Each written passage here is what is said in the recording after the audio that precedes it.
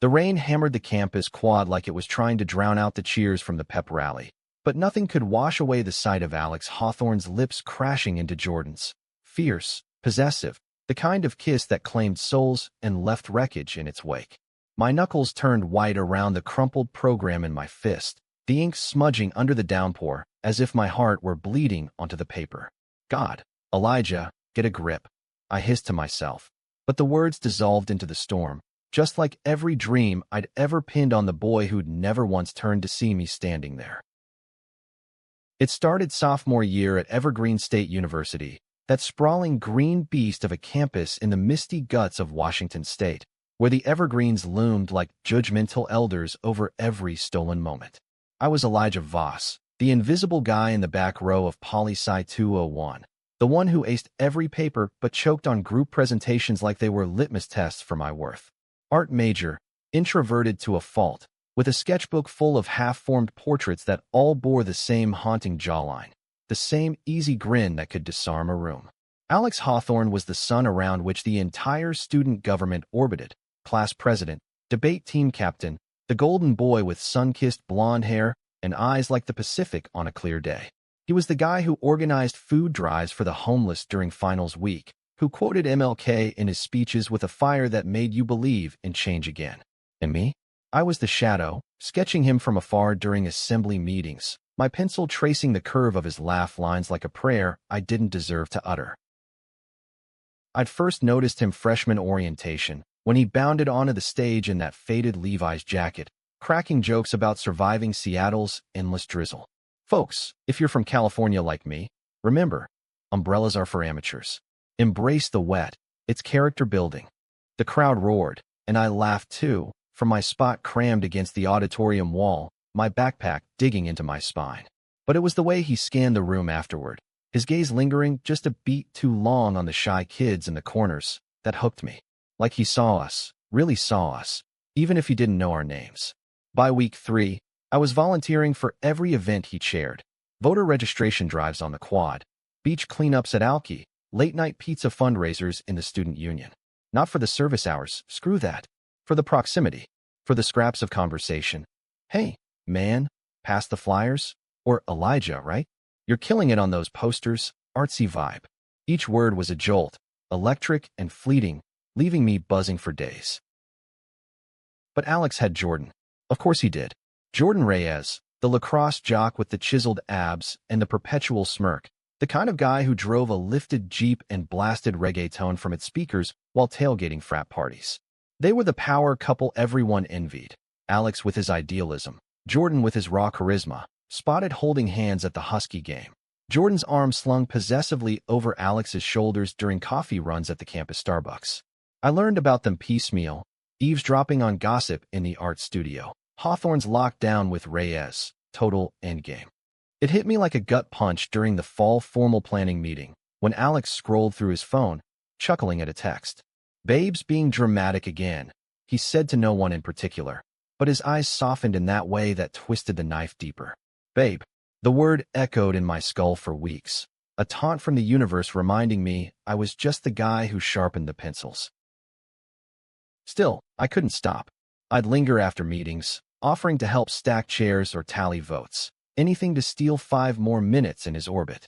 Once, during a brutal all-nighter prepping for the homecoming parade, Alex slumped against the folding table, rubbing his temples. This caffeine's betraying me, Eli. You got any magic? I froze at the nickname. Eli, like we were old friends, then slid my thermos across the table, my fingers brushing his. Chamomile with honey. My mom's cure-all. He took a sip, eyes closing in bliss. You're a lifesaver. Seriously, how do you do this stuff? The posters, the layouts, you make chaos look poetic. My throat tightened. I mumbled something about practice, but inside, I was soaring.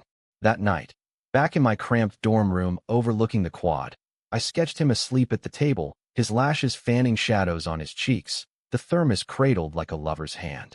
It was the closest I'd ever get. Winter quarter dragged in with its gray skies and relentless fog, mirroring the fog in my head. Jordan started showing up more, to meetings, uninvited, lounging in the doorway with that territorial grin. Babe, you forgetting about practice? He'd call, and Alex would light up, packing his bag with apologies. I hated how it stung, how I'd clench my jaw and force a smile when Alex waved goodbye. Catch you later, Eli. Don't work too hard. Later never came. Instead, I'd wander the fog-shrouded paths to the art building, charcoal flying across the page in furious strokes, turning Alex's face into something fractured, beautiful in its ruin. My roommate, Theo, a non-binary theater kid with neon blue hair and zero filter, caught me once. Dude, that's some next-level pining. You gonna tell him or just immortalize the torture? I shrugged it off, but Theo's words burrowed deep. Tell him? And shatter the fragile illusion? No. Better to love in silence, to be the ghost in his story.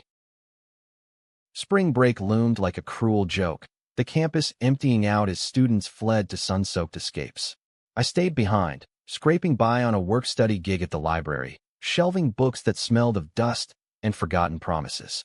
Alex and Jordan jetted off to Baja.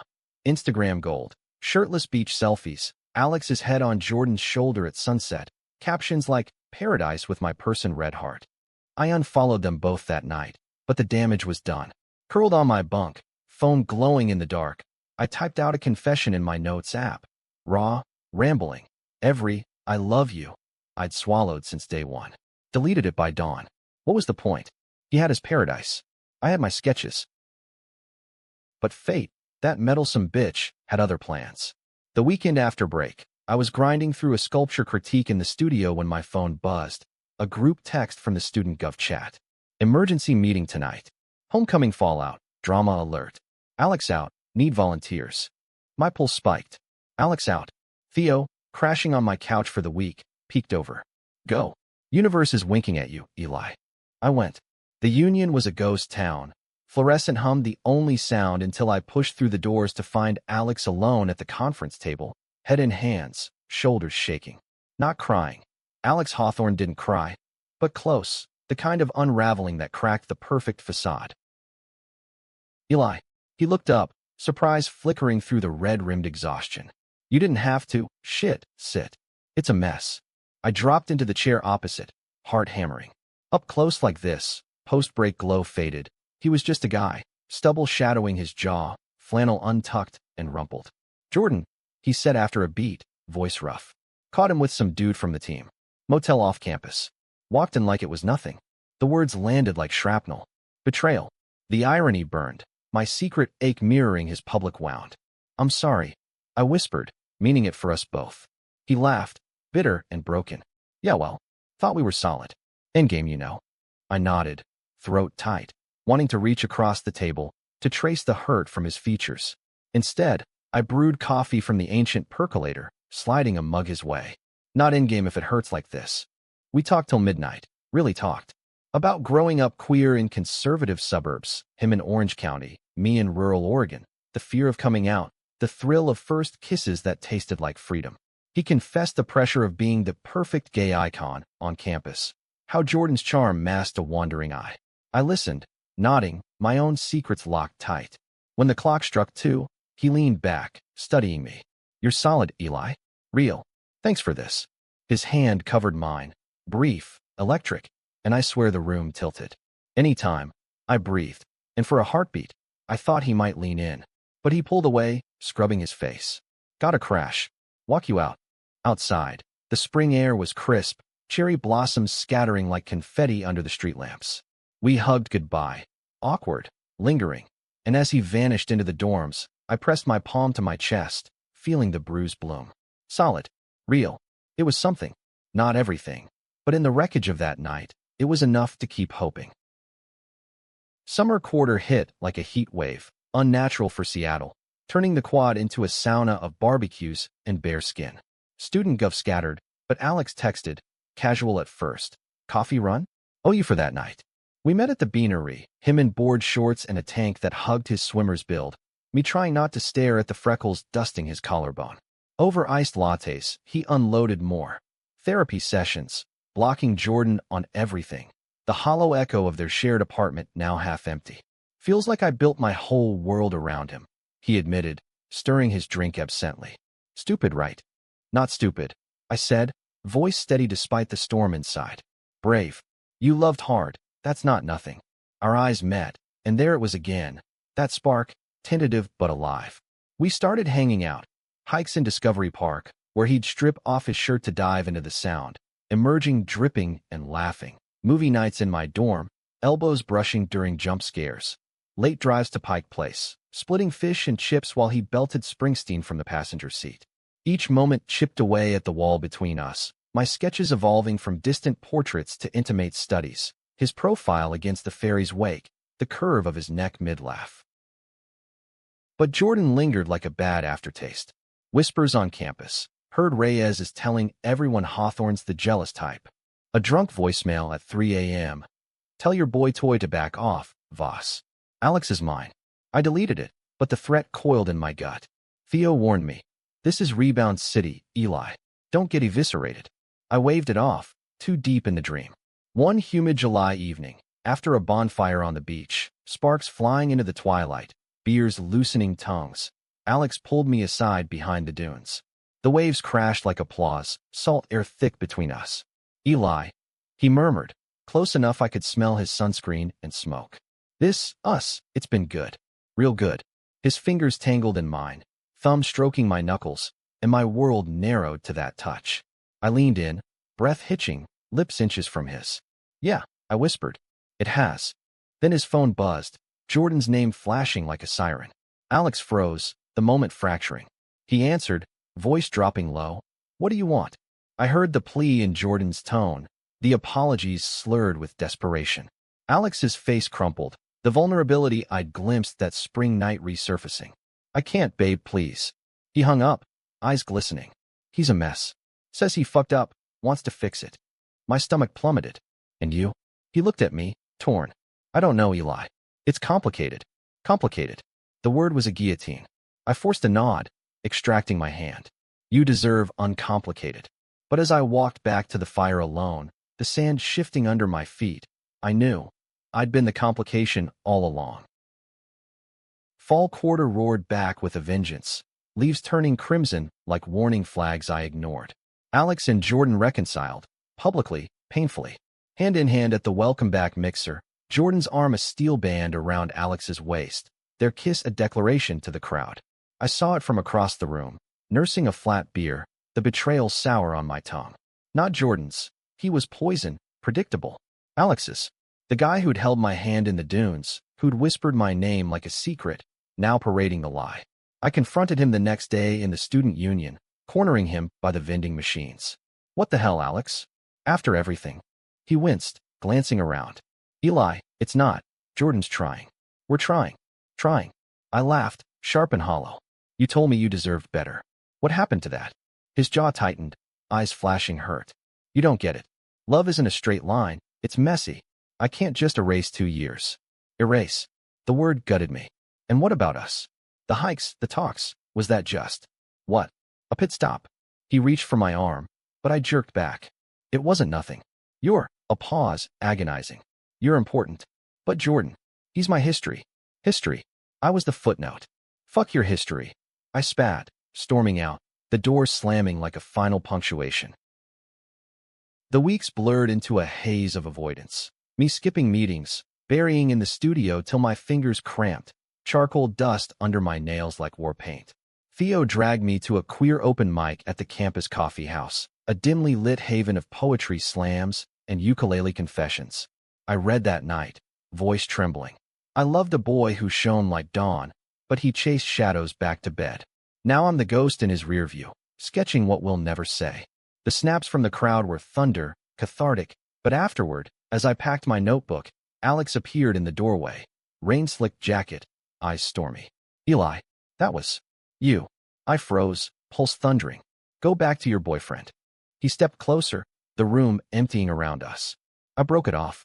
For real this time. Jordan, he cheated again. With the same guy. The confession hung heavy, laced with shame. I was an idiot, clinging to what was. But you saw me. The real me, not the president bullshit. My breath caught. And now, he cupped my face, thumbs brushing my cheeks, his touch a balm and a blaze. Now I want to see you. All of you. Our kiss was inevitable. Slow at first, tentative, then deepening like the rain outside, tasting of salt and second chances. His hands in my hair, my fingers clutching his shirt, the world fading to the rhythm of our breaths. But nothing's ever that clean. Jordan didn't vanish. He simmered, texts escalating to voicemails laced with venom. You think you can steal him? Pathetic shadow. Then the photo, anonymous email, Alex frozen mid-kiss with me at the open mic, timestamped for maximum damage. It spread like wildfire. Group chats, Reddit threads, whispers in the halls. Hawthorne's side piece? That artsy loner. Alex faced it head-on, statement in the student paper. My heart's mine to give. No apologies. But the toll showed, dark circles under his eyes. Debates skipped, his fire dimmed. I held him through the nights, whispering affirmations in the dark. You're enough. We're enough. Yet doubt crept in, a whisper asking if I was just the rebound after all, the safe harbor in the storm. Winter solstice party at the Union, twinkling lights, spiked eggnog, the quad blanketed in fresh snow. Jordan crashed it, drunk and furious, cornering us by the tree. This your upgrade, Hawthorne? Some emo sketch rat. Alex stepped forward, voice steel. Walk away, Jordan. We're done. But Jordan lunged, fist connecting with Alex's jaw in a sickening crack. Chaos erupted. Shouts, security hauling him out. But the damage lingered. Alex's lips split, my hands shaking as I pressed ice to his skin. In the ER waiting room, fluorescents buzzing like accusations, he turned to me. I can't drag you into this toxicity, Eli. You deserve light, not this shit show. Panic clawed my chest. I'm not going anywhere. We're in it. Messy, real, all of it. He searched my face, then pulled me close, foreheads touching. Then teach me how to love without breaking. We left arm in arm, snow falling soft as forgiveness, the city lights blurring into promise. Spring bloom tentative, cherry petals of fragile truce. We built slow. Therapy for Alex, art therapy for me. Joint sessions where we drew each other's scars, literal and not. Jordan faded to a cautionary tale, expelled after the assault charge stuck. Campus healed, whispers turning to support, pride flags waving higher, our hands intertwined at rallies. Graduation loomed, caps and gowns a horizon line. On the eve, rooftop of the art building, city sprawl twinkling below, Alex dropped to one knee, not with a ring, but a sketchbook. Pages of us, from my old portraits to new ones, collaborative, alive. Marry me, he asked, grin crooked and true.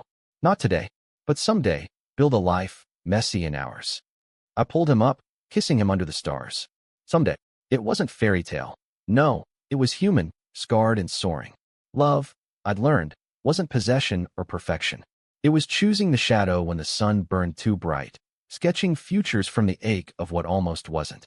And in that choice, we found our light.